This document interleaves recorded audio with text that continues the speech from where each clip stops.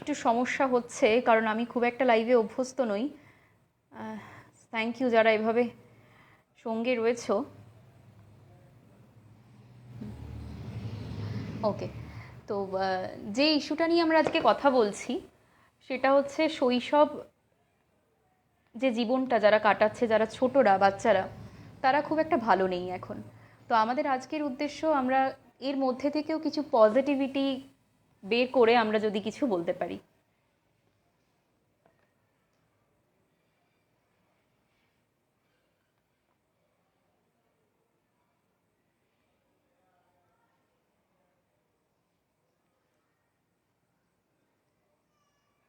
প্রথম কথা, বাচ্চারা যারা একদম আমাদের বাড়িতে প্রায় ওই 15-16 বছরের নিচে 9-10-এ পড়ে, বা তারও থেকেও অনেক ছোটরা, তারা প্রায় 2 বছর হয়ে গেল কেউ কিন্তু স্কুলে যাচ্ছে না, মানে যেতে পারছে না। তো সেই জায়গা থেকে আমরা আমাদের নিজেদের ফ্রাস্ট্রেশনস, নিজেদের মনের বিভিন্ন কথাবার্তা আমরা শেয়ার করতে পারছি। কিন্তু যারা ছোটরা, তারা তাদের সমবয়সীদের সাথে যেভাবে শেয়ার করতে পারে, সেভাবে কিন্তু এই মুহূর্তে আমরা একেবারেই সেটা সম্ভবপর হয়ে উঠছে না। অনিন্দ্য সাহা বলছে, maybe headphone Jack create problem. হ্যাঁ হ্যাঁ, ইয়েস, হেডফোনের জ্যাকটা আসলে আমার ফোনের নিচের দিকটাতে, তো ওই জন্য আমি ভার্টিক্যালি ফোনটাকে দাঁড় করাতে পারছি না, এজন্যই প্রবলেম। ঠিকই বলেছ। দেবরাজদা লিখছে ঠিক আছে। ওকে দাদা। হুম।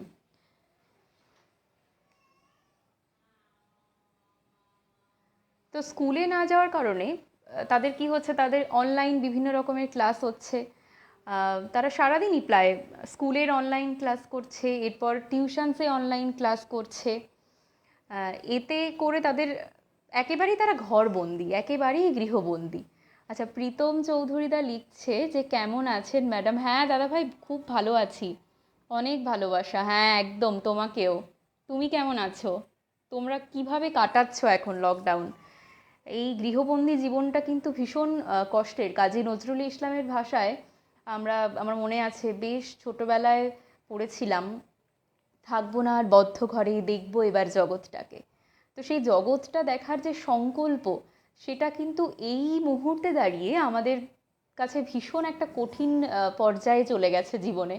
যে দেখবো এবার জগৎটাকে, জানি না কিভাবে জগৎ দেখবো আমরা, তবে অবশ্যই ভয় তো আমরা করব না। আমরা এই ভয়, এই মহামারীর আহ, পেছনে আমরা অবশ্যই লড়বো। এই মহামারীকে নিয়ে আমরা অবশ্যই জয় করতে পারবো এই ভয়টাকে।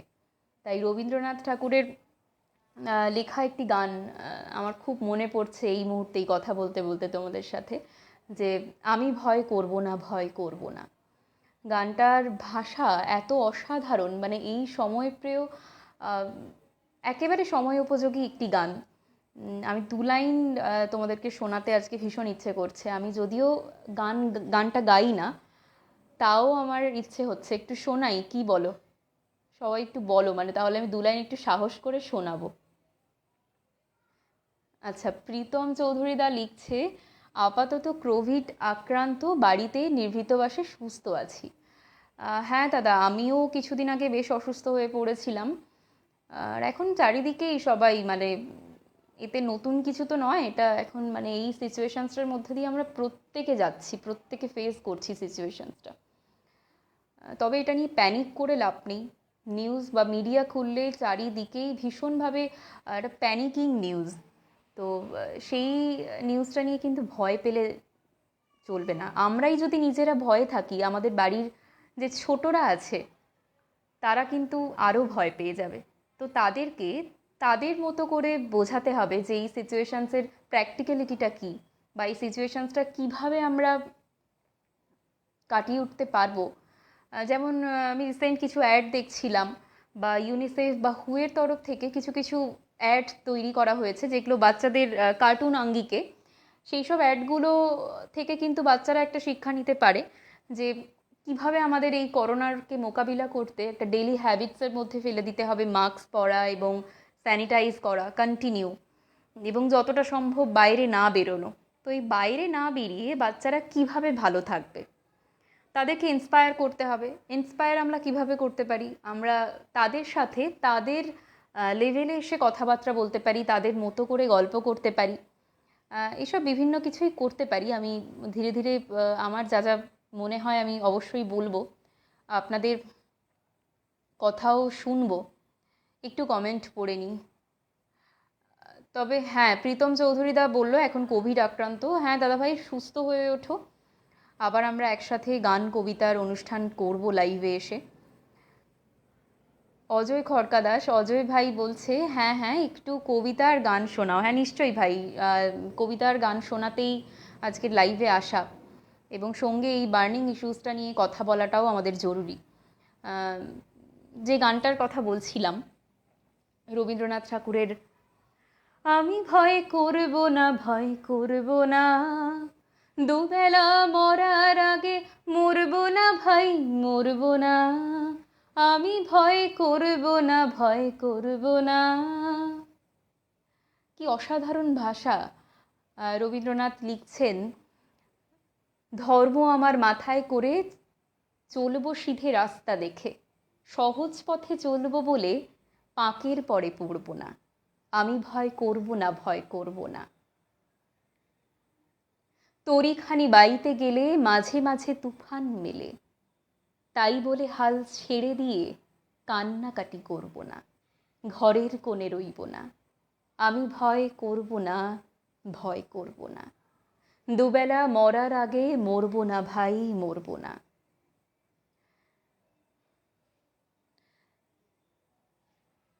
আচ্ছা,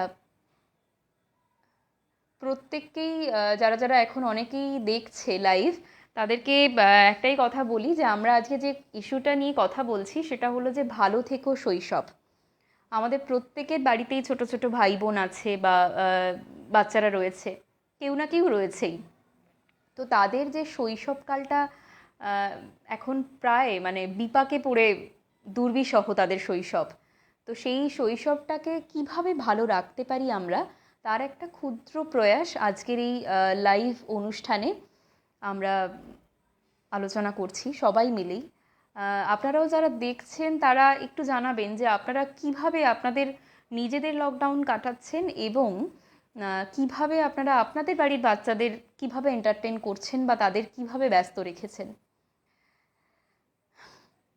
তো এই লকডাউনের কারণে বাচ্চারা যে এফেক্টে পড়ছে সেটা হচ্ছে যে ওদের সারাদিন ওই মোবাইল ফোন, ভিডিও গেমস বা অনলাইন ক্লাস করার জন্য তাদের, যাদের মায়োপিয়া আছে যেসব বাচ্চাদের, সেসব বাচ্চাদের তো চোখে এমনিতেই প্রবলেম। এরপরেও যারা সারাদিন অনলাইন ক্লাস করছে তাদের কিন্তু চোখে ভীষণ রকম একটা প্রেশার পড়ছে।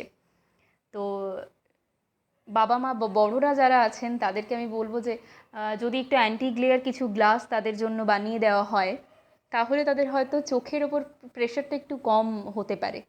কারণ ওরা তো অভ্যস্ত নয় খুব একটা সারাদিন ওই ফোন নিয়ে বসে থাকা, অনলাইন ক্লাস করা। হ্যাঁ, আহ, সুন্দরী, আচ্ছা পেজ থেকেই, আচ্ছা পেজ অ্যাডমিনই কমেন্ট করছেন যে খুব সুন্দর লাগলো গান। আচ্ছা থ্যাংক ইউ, ধন্যবাদ। আমি তো গান গাই না, মানে আমি গায়িকা নই, তাও মানে হয় কি যে এত সুন্দর লিরিক্স পেয়ে মনে হয় কি যে সকালবেলা ঘুম থেকে উঠে বেশ চিৎকার করে গানটা গাই এবং লোকজনকে শোনাই। এবং এটাই বলি যে ভয় পেলে কিন্তু চলবে না, যে সিচুয়েশন সেই পরিস্থিতিটাকে কিন্তু আমাদের মোকাবিলা করতে হবে। বাড়িতে বসে থাকবো, হ্যাঁ অবশ্যই লকডাউনে বাড়িতে কিছুদিন বসে আছি, কিন্তু এটা তো কোনো পার্মানেন্ট সলিউশনস নয়। সতর্কতা এবং সজাগ হতে হবে আমাদের প্রত্যেককেই। আচ্ছা, যদি কেউ বাচ্চারা দেখে থাকে বা পরে যদি দেখো, তাহলে তাদের জন্য আমি দু একটা কথা বলতে চাই যে তারা প্রত্যেকেই, যারা বাড়িতে এক্সট্রা কারিকুলার বা কো কারিকুলার অ্যাক্টিভিটিসের মধ্যে কিছু যদি তারা নতুনভাবে ইনভেনশনস করতে পারো তোমরা বাচ্চারা, তাহলে কিন্তু ভীষণ ভালোভাবে তোমাদের এই লকডাউনের সময়টা কাটবে।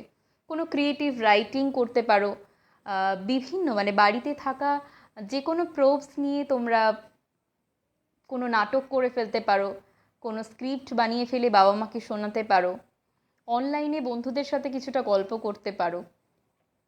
আর এছাড়াও যেটা করতে পারো সেটা হচ্ছে যে বাড়ির যদি দাদা দিদি এরা থাকে, এদের মানে আমরা তার আগে একটা কথা বলি, আমার খুব মনে পড়ছে এখন যে ছোটবেলায় যখন আহ, ওই পুজোর সময় পূজাবার্ষিকী আমরা পড়তাম, তো সেই সব পুরনো পূজাবার্ষিকী দাদা দিদিদের কাছে তোমরা কিন্তু অজস্র পেয়ে যাবে। তো সেই সব বার্ষিকীগুলো তোমরা আবার এখন কিন্তু নতুনভাবে পড়তে পারো, নতুন রকমের এক্সপিরিয়েন্স হবে, সেই সময়কাল সম্বন্ধে তোমাদের একটা অভিজ্ঞতাও হতে পারে। আচ্ছা, রাজশ্রী বিশ্বাস, হ্যাঁ, বলছে যে মাম একটা কবিতা শোনাও। হ্যাঁ নিশ্চয়ই বৌদি ভাই, আমি অবশ্যই একটা কবিতা শোনাবো। ঠিক আছে, একটি কবিতাতেই যাই। আম, আবারও আমি যেহেতু এবার কবিপক্ষ চলছে একদম, সেই জন্য আমি আবারও রবীন্দ্রনাথ ঠাকুরের একটি কবিতাতেই আসব। রবীন্দ্রনাথ ঠাকুরের বোঝাপড়া।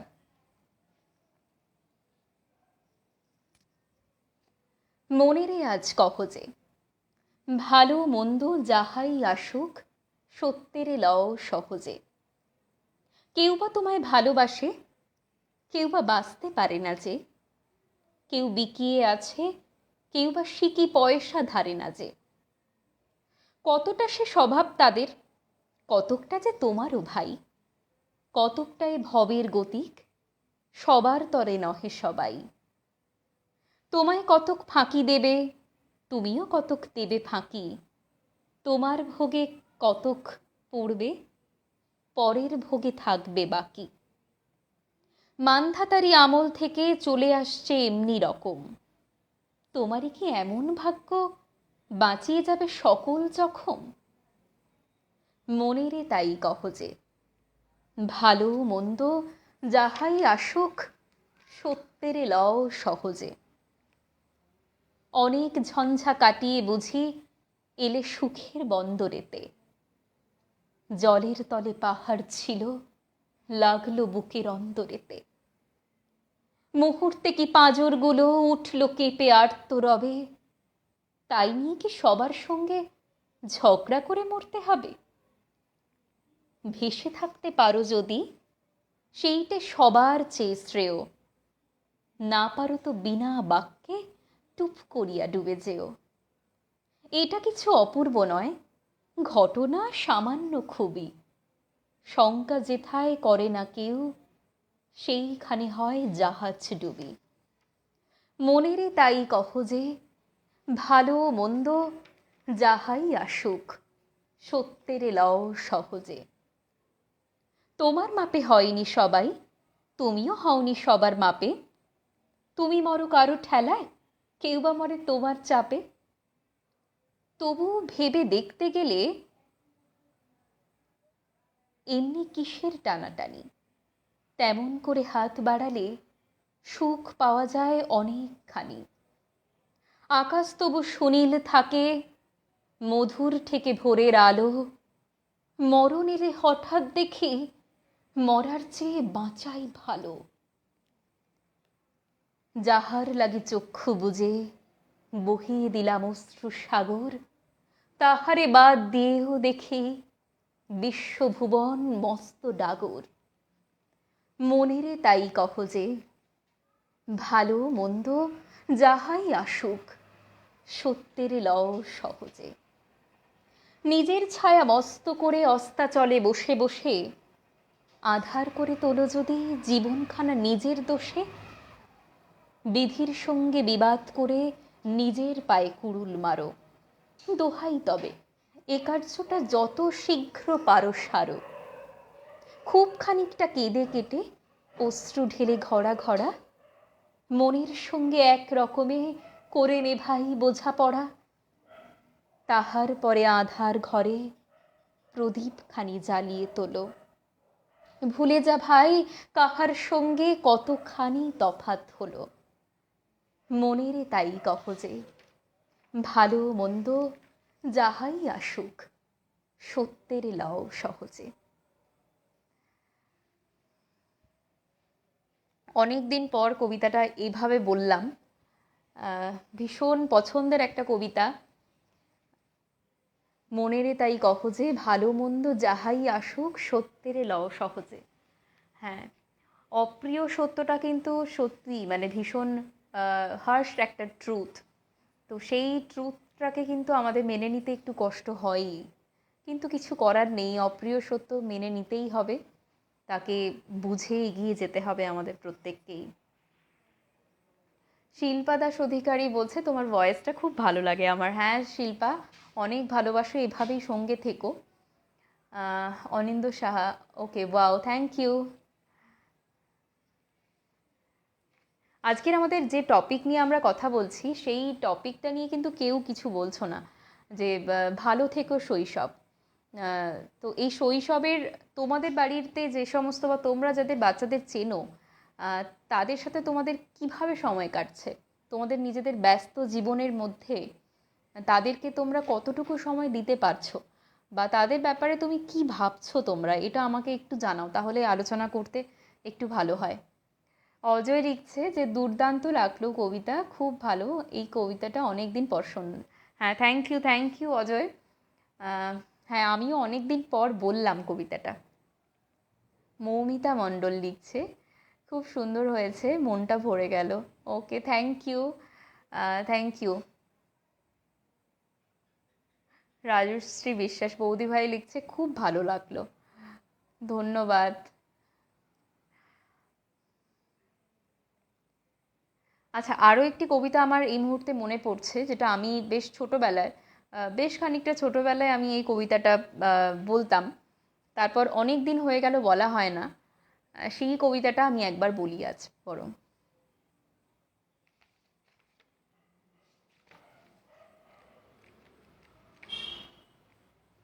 যে কবিতাটার কথা বলছি সেটা হচ্ছে মেঘ বলতে আপত্তি কি। খুব পছন্দের একটা কবিতা, খুব মিষ্টি একটা কবিতা।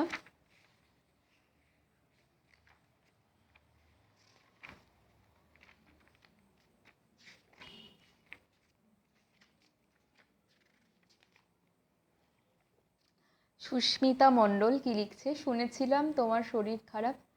আম, হ্যাঁ, আমি এখন ভালো আছি, যেমন দেখছো আর কি তেমনই আছি। ভালো আছি এখন। আশা করি তোমরাও বেশ ভালো আছো। কিভাবে লকডাউন কাটছে এটা একটু জানাও, কিভাবে লকডাউন কাটাচ্ছ তোমরা, আর নিজেদের শৈশবটাকেও কি মনে পড়ছে মাঝে মধ্যে? আহ, আমার যেমন খুব মনে পড়ে যে আমি ছোটবেলায় আমরা কী ধরনের খেলা খেলতাম, বা আমাদের বন্ধুদের সঙ্গে যেভাবে আমাদের বন্ধুত্বটা তৈরি হয়, খেলাধুলো, ক্লাস করা, টিফিন ভাগ করে খাওয়া, এই ব্যাপারগুলো কিন্তু আমি এখনও মিস করি, ভীষণভাবে মিস করি। তো যারা বাচ্চারা যারা স্কুলে যেতে পারছে না তারা ভীষণভাবে মিস করবে, এটাই স্বাভাবিক। কারণ সমবয়সী বন্ধুদের সঙ্গে যে শেয়ারিংসটা তারা করতে পারে সেটা কিন্তু এই মুহূর্তে একদমই বন্ধ। তো তাদের কথা ভেবেই আমাদের নতুন করে কিছু ইনিশিয়েটিভ নিয়ে তাদের সঙ্গে সময় কাটানোটা দরকার। সবাই বারে বারেই বলছে যে সময় কাটানোটা ভীষণ প্রয়োজন তাদের সাথে। আমাদের ব্যস্ত জীবন জানি, আমাদের ভীষণভাবে অফিস ওয়ার্ক, আমরা খুবই ব্যস্ত সারাদিন দৈনন্দিন কাজকর্ম নিয়ে, কিন্তু এর পরেও আমাদের একটু সময় বের করে আমরা যদি তাদের সাথে একটু গল্প করতে পারি, শুধু পড়াশুনোর ব্যাপার নয়, পড়াশুনোর বাইরে গিয়েও তাদের সাথে যদি একটু কথা বলতে পারি, তাহলে কিন্তু ওদের শৈশবটাকে খুব সুন্দর করে তোলা যায়। কারণ শৈশবের কিছু স্মৃতি কিন্তু ভবিষ্যতের বন্ধুত্ব বা ভবিষ্যতের অনেক অভিজ্ঞতার জন্য দায়ী থাকে শৈশব। শৈশবের ভালো স্মৃতি যেমন বড় বয়সে একটা আনন্দ দেয়, তেমন কোনো খারাপ স্মৃতিও কিন্তু তার তাকে অনেকটাই ততটাই কষ্ট দেয়। তো আমি একটি কবিতায় চলে যাই। আচ্ছা, তার আগে অজয় লিখছে যে শৈশব জীবনটা বেশ মিস করি, তাই বাড়িতে ছোট বাচ্চাদের সাথে বেশ খেলা করি যখন একটু টাইম পাই। হ্যাঁ নিশ্চয়ই, মানে ওদের সাথে ওদের মতো করে খেলতে হবে, মানে ওরা যেগুলো নিয়ে আনন্দ পাচ্ছে ওদের মতো করে যদি একটু সময় কাটানো যায়, আহ, ওদেরকে গল্প শোনানো, বা ওদের থেকে ওদের মতো কিছু গল্প জানতে চাওয়া, কিছু অ্যাক্টিং করে দেখানো, বা নতুন কোনো ইনস্ট্রুমেন্টস যারা তোমরা বাজাতে পারো, অনেকেই এখন দেখি গিটার, ইউকেলিল বা পিয়ানো, বেহালা, এরম ধরনের অনেক ইনস্ট্রুমেন্ট অনেকেই বাজাতে পারো, তারা যদি তাদের বাচ্চাদের একটু ইনিশিয়েটিভ নিয়ে সেই সমস্ত ইনস্ট্রুমেন্ট একটু শিখিয়ে দেওয়া যায় বেসিকটা, তাহলে কিন্তু ওরা বেশ মজাই পায়। মানে ব্যাপারটা বেশ মজার হবে। আচ্ছা, শৈশব জীবনে পার্টিকুলারলি ক্রিকেট ফুটবল খেলতাম, বাট এখনকার ছেলেরা মোবাইল টাইম কাটিয়ে দেয়। হ্যাঁ নিশ্চয়ই, মানে মোবাইলের ব্যবহারটা এখন এতটা বেড়ে গেছে যে আহ, কিছু বলার নেই, উপায়ও নেই না, মানে সারাদিন আহ, বাইরে বেরোতে পারছে না, বাবা মাদের সময় নেই, বাবা মারা যথেষ্ট ব্যস্ত বাড়ির কাজকর্ম নিয়ে। তো কি আর করা যাবে, কিন্তু সেটা তো করতে দিলে হবে না, তাদের শৈশবটাকে শৈশবের মতো করে তাদেরকে বুঝিয়ে বলতে হবে যে দিস ইজ দ্য ফ্যাক্ট। অনিন্দ সাহা লিখছে, আমি আমার ভাইজির সাথে টিচার এর ছাত্র রূপে খেলা করি। বা এটা বেশ মজার, মানে এটা ভীষণ মজার যে এই ছাত্র এবং শিক্ষক যে খেলাটা, এটা বেশ মজার। মানে এর ছলে বাচ্চাদের কিন্তু অনেক কিছু শিখিয়ে দেওয়া যায় খেলার ছলেই। অঙ্গন মাইতি লিখছে, তবে এখন ওদের থেকে জানা বা একটু আনন্দ দেওয়ার চেষ্টা করি, আসলে ওরা একটু মোবাইল নিয়ে বেশি মেতে থাকে। হ্যাঁ সেটাই স্বাভাবিক অঙ্গন, মানে এখনকার দিনের বাচ্চাদের কাছে এটা খুব স্বাভাবিক একটা রুটিন। মানে আমি এমনও দেখেছি যে মা খাইয়ে দিচ্ছে, বাচ্চাটা ফোনে কার্টুন দেখে যাচ্ছে, মানে ফোনের মধ্যে পুরো ঢুকে গেছে। এগুলো খুব সাধারণ, মানে আমরা প্রতিনিয়ত এটা দেখতে পাই এই ঘটনাগুলো। আচ্ছা, এরপর একটা কবিতাতে চলে যাই। এটাই এই কবিতাটা বলে একটু পর আস্তে আস্তে শেষ করব লাইফটা। জয় গোস্বামী, মেঘ বলতে আপত্তি নেই। মেঘ বলতে আপত্তি কি? বেশ, বলতে পারি, ছাদের উপর মেঘ দাঁড়াতো ফুল পিসিমার বাড়ি। গ্রীষ্ম ছুটি চলছে তখন। তখন মানে কবে? আমার যদি 14, মেঘের 16-17 হবে। ছাদ থেকে হাতছানি দিত, ক্যারাম খেলবি? আয়।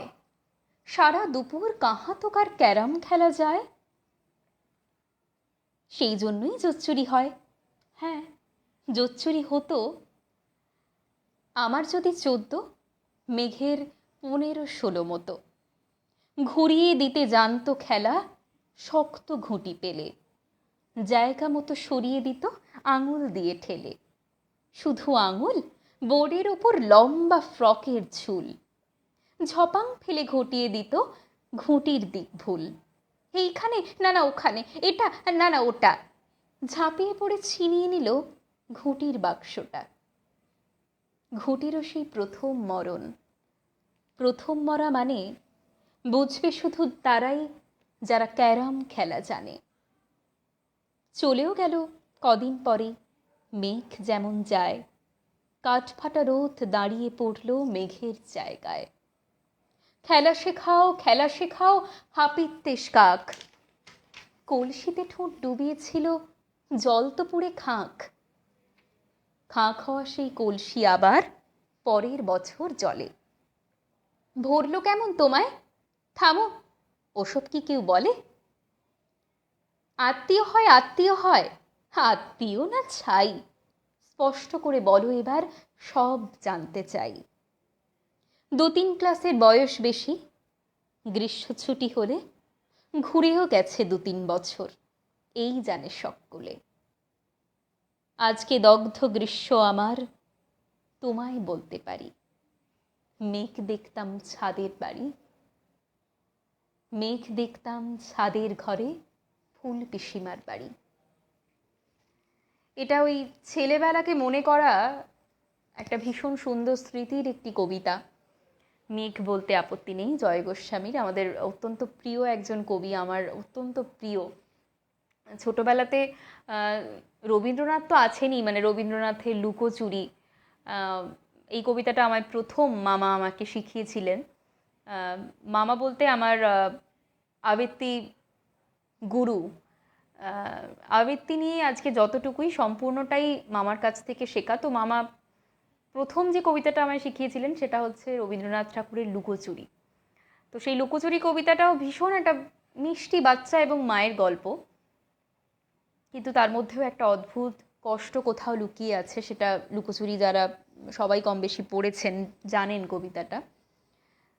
আমি যদি দুষ্টুমি করে চাঁপার গাছে চাপা হয়ে ফুটি, ভোরের বেলায় মাগো কচি পাতায় করি লুটোপুটি। আজকে কবিতাটা পুরোটা বলবো না, অনেকটাই লাইভের সময় হয়ে এলো। ধীরে ধীরে লাইভটা শেষ করব, তার আগে কিছু কমেন্ট পড়ে নিই। শিল্পা লিখছে, খুব প্রিয় কবিতা, ভালোবাসা দিলাম। হ্যাঁ শিল্পা, তোমাকেও অনেক ভালোবাসা। সুস্মিতা মণ্ডল, এই কবিতাটা শুনে মেস লাইফের কথা। হ্যাঁ একদমই তাই, এটা আমি বেশ ছোটোবেলাতে কবিতাটা ভীষণভাবে বলতাম। কৌশিক পায়রা, আচ্ছা উনি বলছেন ভালো, খুব সুন্দর লাগলো, ধন্যবাদ কৌশিক বাবু, ধন্যবাদ। আচ্ছা সুস্মিতা মণ্ডল লিখছে যে কখনো ক্রিকেট খেলেনি, তবে লকডাউনে ক্রিকেট খেলা শিখে যাওয়া। হ্যাঁ মানে কোনো কিছুই নতুন কিছু শিখতে কিছু বাধা নেই, নতুন যা কিছুই শেখা যায় সেখানে কিন্তু বেশ মজাদায়ক ব্যাপারটা। এবং বাচ্চাদেরকে যদি নতুন কিছু শেখানো যায়, ওদের মধ্যে আগ্রহটা তো ভীষণ প্রবল নতুন কিছু শেখার, ওদের যে এনার্জিটা রয়েছে সেটা আমাদের ততটা নেই। তো ওদেরকে নতুন কিছু শেখাতে পারলে ওরা অনেক বেশি আগ্রহ নিয়ে জিনিসটার মধ্যে ঝাঁপিয়ে পড়ে। আচ্ছা, please give some suggestions to the new generation kids who are locked inside this days. Yes Aninda, অবশ্যই আমি চেষ্টা করব কিছু সাজেশনস দেওয়ার। এখন যেমন আউটডোর গেমস একেবারেই খেলা সম্ভব না, তো বাচ্চারা বাড়িতে ইনডোর গেমস কিছু খেলতে পারো। যেমন আমি খেলতাম, চেস খেলতাম, মানে এখনও খেলি, চেস বা ক্যারাম খেলতে পারো বেশ সবাইকে সঙ্গে নিয়ে। আর চাইনিজ চেকার, এটা একটা অদ্ভুত গেম, বেশ ইন্টারেস্টিং, বাচ্চারা অনেক ছোটরাও এটা খেলতে পারে। এবং আরও অনেক ধরনের খেলা আছে যেগুলো বাড়িতে খেলা সম্ভব। আর যারা ছোটরা আছে তাদেরকে বলবো, যাদের বাড়িতে বেশ বয়স্করা রয়েছেন, মানে ঠাম্মি ঠাকুরদা দাদু দিদা, এদের সঙ্গে কিন্তু এদের কাছে গিয়ে বেশ গল্প শুনতে পারো, ওরা ছোটবেলায় কি করতো বা ওরা কি কি ধরনের খেলা খেলতো অবসর সময়ে, ওদের কাছ থেকে কিন্তু এই ধরনের গল্প তোমরা শুনতে পারো। আমি ভীষণ শিওর যে তোমরা এই ধরনের গল্প ভীষণভাবে এনজয় করবে। তাছাড়া যেটা করতে পারো, বাড়িতে বাবা মাকে হেল্প করতে পারো। বাবা মাকে কীভাবে হেল্প করবে, আমি একটা ছোট্ট উদাহরণ দিই। ধরো ওই আমাদের রোজকার যে সমস্ত বাসন কোসন মাজা হয়, দেখবে মাজার পরে ওই বাসনগুলো মায়েরা বা বাড়ির যারা কাজ করেন বড়রা, তারা কিন্তু ওটাকে খুব যত্ন করে ধুয়ে রাখে, মুছে রাখে। তো এই কাজটা ছোটরা করতে পারো, গাছে জল দিতে পারো, ইনডোর প্ল্যান্টস থাকলে সেই ইনডোর প্ল্যান্টসগুলোতে জল দিতে পারো, বা জানলার ধারে দাঁড়িয়ে চিৎকার করে কোনো কবিতা আবৃত্তি করতে পারো, গান করতে পারো, নাচ করতে পারো, মূকাভিনয় করতে পারো, অনেক অপশানস আছে। এবং যারা শহরতলিতে ম্যাক্সিমাম যারা ইংলিশ মিডিয়ামের স্টুডেন্টস, তারা কিন্তু ঠিকভাবে বাংলা, আমি যতটুকু জানি, তারা কিন্তু ঠিকভাবে বাংলা পড়তে এবং লিখতে খুব একটা অভ্যস্ত নয়, কারণ পড়াশুনোর চাপে ডেইলি রুটিনে তারা কিন্তু সেই ব্যাপারটার মধ্যে দিয়ে যায় না, তারা সময়টাই পেত না। কিন্তু এই সময় অগাধ সময়, তো সেই সময় তারা বাংলা হ্যান্ডরাইটিং কিন্তু প্র্যাকটিস করতে পারো, বাংলা হাতে লেখা এতে ভালো হবে, এবং বাংলা ভাষা যেটা আমাদের মাতৃভাষা প্রত্যেকের, সেই ভাষা সম্বন্ধে আমরা একটু এগোতে পারবো। আচ্ছা মাম পেপে, আমি চেস খেলতে পারি না, আচ্ছা এটা রিচক লিখছে মেবি। হ্যাঁ রিচক, আমি এবার বাড়ি গেলে অবশ্যই শিখিয়ে দেবো চেস, আমি চেস খেলতে পারি, আমি অবশ্যই শিখিয়ে দেবো তোমায় চেস।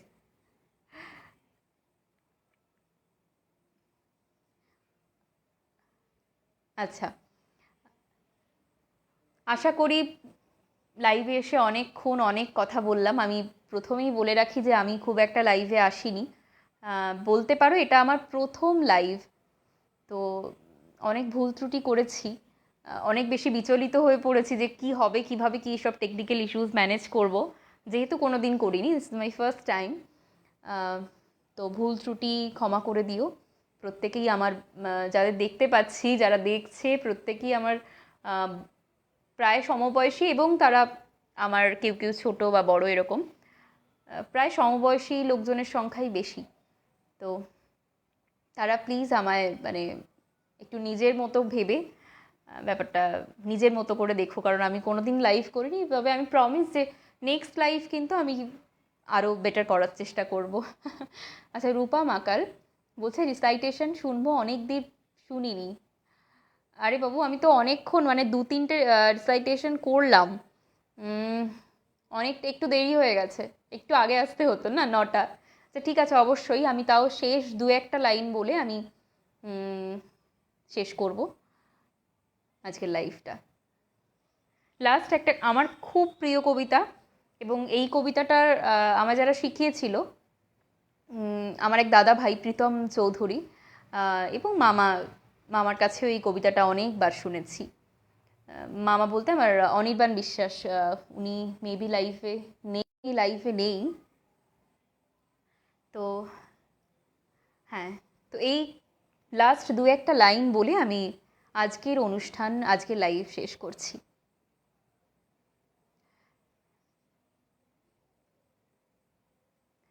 এই কবিতাটার একটা মজা আছে, মানে এই কবিতায় বেশ একটা তাল রয়েছে, এই তালটা বেশ তালে তালে এই কবিতাটা বলতে কিন্তু অসম্ভব ভালো লাগে।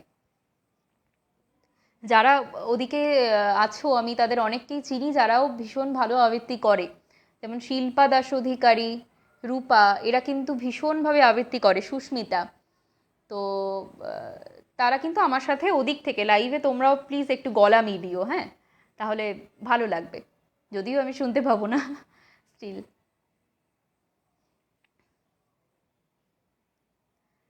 পাহাড়িয়া মধুপুর, মেঠো ধূলিপথ, দিনশেষে বৈকালী মিষ্টি শপথ। মোহনিয়া বন্ধুরে, আমি বালিকা, তোরে লাগি গান গাই, গাঁথি মালিকা। আজও সন্ধ্যার শেষে খালি বিছানা, আমি শোব পাশে মোর কেউ শোবে না, তুই ছাড়াই দেহ কেউ ছোবে না। সুরে সুরে হাওয়া তার মিষ্টি বুলায়, সাঁওতাল মেয়ে কটি দৃষ্টি ভুলায়। দিনশেষ ধুধু মাঠ, ধুধু মেঠো পথ, সাঁওতাল মেয়ে কটি ছড়ালো শপথ, হাওয়ায় হাওয়ার মতো তাদের শপথ। আই মেতেনি আছরাতে, চাঁদ কুড়োনো মাঝরাতে, আবছা আলোর কান্নাতে মুখ ঢেকে তুই ঝর্ণা ধারে আয়। আয় জোয়ানের মন জ্বালা, নাচ দিয়ে সই গাঁথমালা, চুমুর গেলাস মদ ঢালা, দে ছুঁড়ে দে 3 পাহাড়ের গায়। আহা মাদল মাতাল মাদল বাজছে তোরই জন্যেলো, খুশির হাওয়া পাগলা হাওয়া গান দিল রাজকন্যেলো, আয় কাছে আয় মন দিল। চোখ কেন তোর কাঁপছে মেয়ে, বুক কেন তোর দুলছে, গাল দুখানি লালচে শরীর সাপের মতোই ফুলছে। কাকে মারবি ছোবলল, কোন ছেলে তোর কি করলো, মাদল ভেবে কেউ কি তোকে আজকে বাজালো, ফুল দিয়ে নয় ফাঁক ছড়িয়ে বিকেল সাজালো। কেমন দিবি সাজারে, আজ যাবি নে পাহাড়ে, আজ যাবি নে পাহাড়ে, আজ যাবি নে পাহাড়ে। এত গান আকাশে, এত গান বাতাসে, সাঁওতাল মেয়েটির টিপ কপালে, ছেলেটি পেছন তবু নিল কি বলে, রাঙা ফুল মেয়েটির খোপায়ে দোলে, ছেলেটি বাজালো বাঁশি তবু কি বলে। এত মদ আকাশে, এত মদ বাতাসে, নেশা যেন ধরে যায় ছেলেটির বাঁশিতে, মনে হয় দোষ নেই ভালোবাসা বাসিতে। তবে চাঁদ সরে যাও, যাও তাহলে, ও ছেলে পেছন তুই নিলি কি বলে, পথ ভুলে গেছি মেয়ে খিলখিল হাসিতে, শোন কোনো দোষ নেই ভালোবাসা বাসিতে। পথ ভুলে গেছি মেয়ে খিলখিল হাসিতে, শোন কোনো দোষ নেই ভালোবাসা বাসিতে। এত আলো আকাশে, এত আলো বাতাসে, এত মদ আকাশে, এত মদ বাতাসে, এত গান আকাশে, এত গান বাতাসে। শিল্পা দাস লিখছে লজ্জা পেলেম, ওমা এ কি কেন?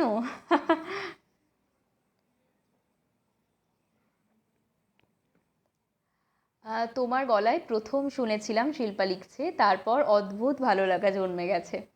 হ্যাঁ, মানে আমিও যখন এই কবিতাটা প্রথম শুনেছিলাম মামার কাছে এবং দাদা ভাইয়ের কাছে, আহ, ছোটবেলায় যখন মামার কাছে শুনেছিলাম, তার তখন একরকম ভালো লেগেছিল। তারপর কলেজ লাইফে যখন দাদা ভাইয়ের কাছে শুনলাম, মানে প্রীতম চৌধুরী, ওনার কাছে যখন শুনলাম, তখন কিন্তু আরেক রকম ভালো লেগেছিল। তো এই কবিতাটার বিভিন্ন সময়ে বিভিন্ন রকম ভালো লাগা জন্মেছে। আমার অত্যন্ত প্রিয় এবং কাছের কবিতা। আচ্ছা, আজকের লাইভটা বেশ অনেকক্ষণ চললো। থ্যাংক ইউ যারা এতক্ষণ সঙ্গে ছিলে। অসংখ্য ধন্যবাদ তাদের প্রত্যেককে। এই ব্যস্ততার সময়ে, এরম একটা মন খারাপের সময়ে আহ, এতক্ষণ আমার এই ধরনের, মানে এই এই এত কথা শোনার জন্য এতটা সময় করে অসংখ্য ধন্যবাদ। তবে শৈশব যেন ভালো থাকে সেই আশায় রইল আমার তরফ থেকে, এবং প্রত্যেকটি বাচ্চাদের যেন শৈশবটা সুখের হয়, মধুর একটা শৈশব নিয়ে যেন তারা একটা স্মৃতির মতো রেখে দিতে পারে। ভবিষ্যতে যারা এই লকডাউনের কোনো খারাপ স্মৃতি যাতে না থাকে, এটাই চাওয়া। Thank you. আমি লাইভটা ফিনিশ করছি। Thank you.